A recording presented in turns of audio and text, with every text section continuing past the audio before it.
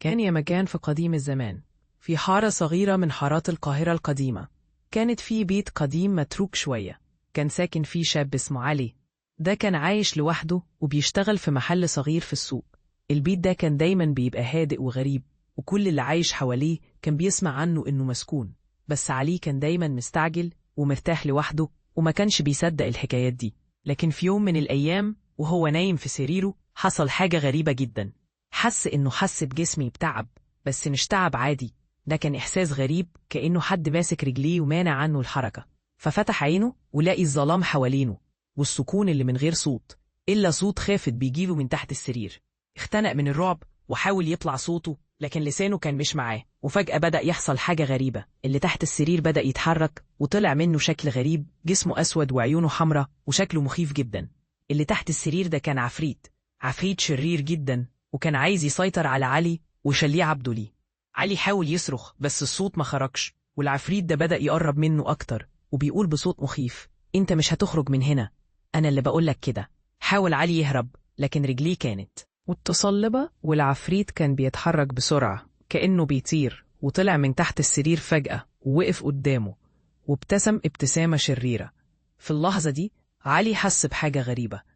حس إنه بدأ يتغير، عيونه بقت حمرة وعظامه بقى يلمع، وبدأ يتكلم بصوت مش بتاعه، صوت عميق ومرعب: أنا هنا وإنت خلاص بقيت واحد من اللي معايا. خاف جدا وبدأ يصيح، وفجأة الشمس طلعت من الشباك والعفريت ده اختفى فجأة وبيتصرف كأنه ما كانش موجود أصلا.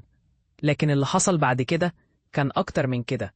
علي بدأ يحس إن في حاجة غريبة، إن كل حاجة مش بتبقى زي ما هي، وبدأ يحلم بكوابيس كل ليلة عن العفريت ده، وبيظهر في أحلامه يضحك بصوت مخيف ويقول له: مش هتخلص مني يا علي، أنا دايما هنا تحت سريرك مستني الفرصة عشان أرجع تاني. ومع مرور الأيام علي بدأ يلاحظ حاجات غريبة جدا، حاجات بتتحرك من غير ما يكون هو شايف، وأحيانا يلاقي العفريت واقف قدامه في الظلام بيضحك بصوت خشخاش ويقول له: أنت مش هتقدر تتخلص مني، أنا اللي تحت سريرك، وأنا هفضل عبث في حياتك لحد ما تسيب المكان ده وتسيب حياتك. وفي ليلة من الليالي قرر علي إنه يواجه العفريت ده ويفضل يقرب من سريره ويقول بصوت قوي: أنا مش خايف منك وملكش مكان هنا، أنا عايزك تخرج من حياتي. وفجأة السرير بدأ يهتز والظلام يتكثف حواليه، وظهر العفريت تاني، لكنه كان أضعف وشكل أصغر، وبيتنهد بصوت غريب وقال: مش هتقدر تخليني أسيبك، أنا دايما هنا وأنا اللي بحدد مصيرك.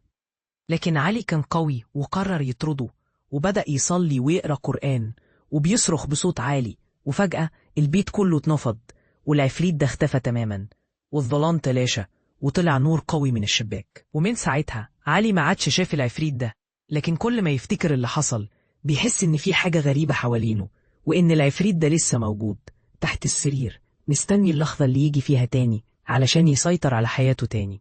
ومن يومها وهو دايما بيحط رجله على سريره ويقفل الباب كويس وما ينامش لوحده، علشان يعرف إن الشر ده ممكن يرجع تاني في أي وقت.